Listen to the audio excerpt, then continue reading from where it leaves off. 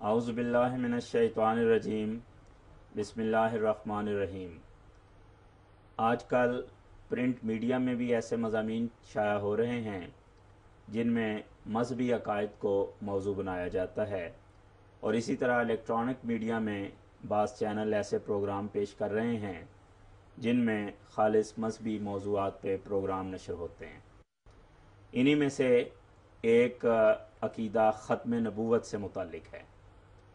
تو ختم نبوت کے متعلق جماعت احمدیہ کا موقف کیا ہے، اس پروگرام کو لے کر آج ہم آپ کی خدمت میں حاضر ہیں۔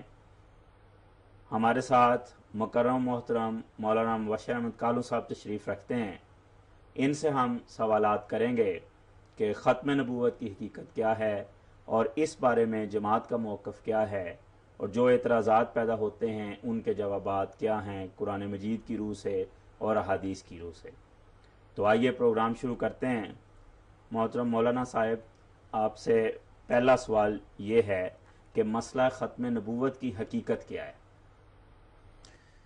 یہ جو ختم نبوت کا مسئلہ ہے، اس میں ہمارا اور دوسرے تمام فرقوں کا آپس میں اتفاق ہے، مگر بڑی بدنصیبی کی بات ہے کہ جس مسئلے میں ہمارے تمام مخالفین ہمارے ساتھ متفق ہیں، اسی مسئلے کی آڑ لے کر ہمارے خلاف لوگوں کے جذبات کو مشتعل کیا جاتا ہے۔ ورنہ دیکھیں، تمام فرقے اس بات پہ اعتقاد رکھتے ہیں کہ قرآن پاک نے حضرت رسول پاک صلی اللہ علیہ وسلم کو خاتم النبیین بیان فرمایا۔ ہم بھی اسی بات پہ اعتقاد رکھتے ہیں، تو اس پہلی بات پہ ہمارا آپس میں اتفاق ہے۔ تمام فرقے اس بات پہ اعتقاد رکھتے ہیں کہ رسول پاک صلی اللہ علیہ وسلم آخری اور مکمل شریعت لے کر آئے تھے۔ آپ کے بعد کوئی نبی نہیں آئے گا جو آپ کی شریعت کو منسوخ کر دے اور اپنی نئی شریعت اور نیا دین جاری کرے۔ ہم بھی اسی بات کو مانتے ہیں کہ حضرت رسول پاک صلی اللہ علیہ وسلم آخری اور مکمل شریعت لے کر آئے تھے۔ آپ کے بعد کوئی نبی نہیں آئے گا جو آپ کی شریعت کو منسوخ کر دے اور اپنی نئی شریعت اور نیا دین جاری کرے۔ تو اس بات پر بھی ہمارا آپس میں اتفاق ہے۔ تمام فرقے اس بات کو تسلیم کرتے ہیں، سوائے کچھ عرصہ سے ایک فرقہ پیدا ہوا ہے جنہوں نے احادیث کا انکار کر دیا۔ ان کے سوا باقی تمام فرقے اس بات پہ اعتقاد رکھتے ہیں کہ حضرت رسول پاک صلی اللہ علیہ وسلم نے اپنی امت کو اپنے بعد اسلام کی خدمت کے لیے مسیح نبی اللہ کے آنے کی بشارت دی۔ تو ہم بھی اسی بات پہ اعتقاد رکھتے ہیں کہ حضرت رسول پاک صلی اللہ علیہ وسلم نے اپنی امت کو اپنے بعد اسلام کی خدمت کے لیے مسیح نبی اللہ کے آنے کی بشارت دی۔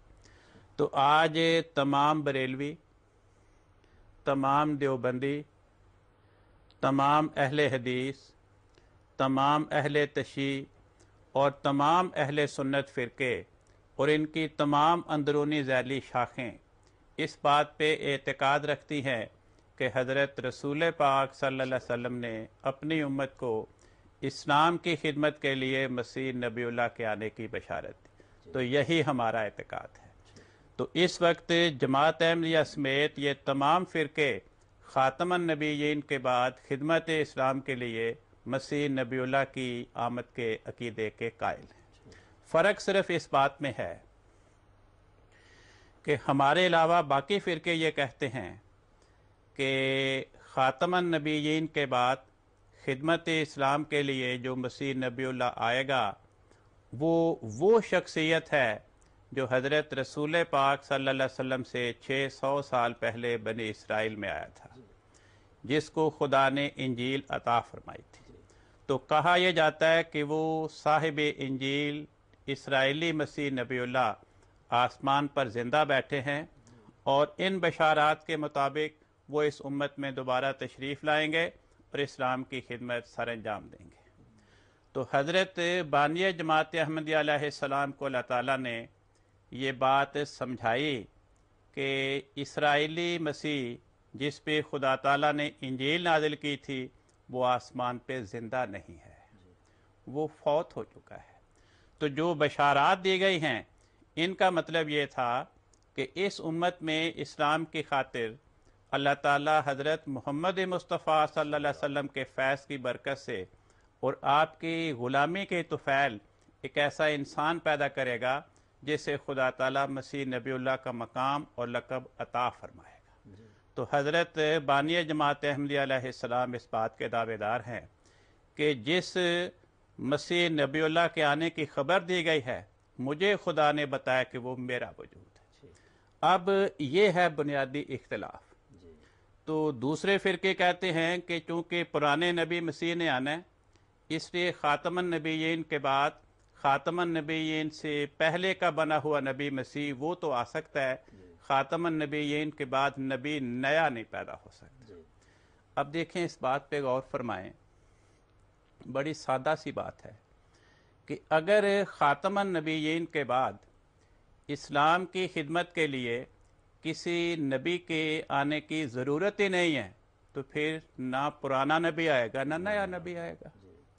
تو اگر تمام فرقے خاتم النبیین کے بعد ایک پرانے نبی کی آمد کا انتظار کر رہے ہیں تو پتہ لگا تمام فرقے اس بات پہ اتفاق رکھتے ہیں کہ خاتم النبیین کے بعد اسلام کی خدمت کے لیے نبی کے آنے کی ضرورت موجود ہے، کیونکہ اگر ضرورت نہیں تو پھر نہ پرانا نہ نیا کوئی بھی نہیں آئے گا۔ ہمارے ایک بزرگ فوت ہو گئے، وہ ایک بڑی سادہ سی مثال دیا کرتے تھے اس کو سمجھانے کے لیے۔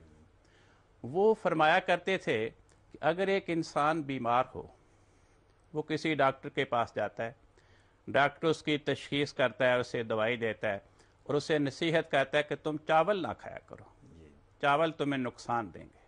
کہتا ہے ٹھیک ہے، لیکن وہ مریض شام کو پھر گھر میں آ کے چاول کی پلیٹ کھا جاتا ہے اور اگلے دن ڈاکٹر کے پوچھنے پہ جواب دیتا ہے کہ ڈاکٹر صاحب کل جب آپ نے مجھے چاول کھانے سے منع کیا تھا تو آپ کے منع کرنے کے بعد میں نے چاول نئے پکا کر تو نہیں کھائے، صبح کے پکے ہوئے کھا لیے۔ اب یہ بات بڑی ہنسی والی ہے کہ اگر کسی انسان کے لیے چاول کھانے منع ہیں تو وہ ڈاکٹر کے منع کرنے سے پہلے پکیں یا بعد میں پکیں، دونوں صورتوں میں منع قرار پائیں گے۔ اسی طرح اگر خاتم النبیین کے بعد اسلام کی خدمت کے لیے کسی نبی کا آنا منع ہے تو وہ نبی خاتم النبیین سے پہلے پیدا ہو یا بعد میں پیدا ہو، دونوں صورتوں میں اس کا آنا منع قرار پائے گا۔ بالکل صحیح۔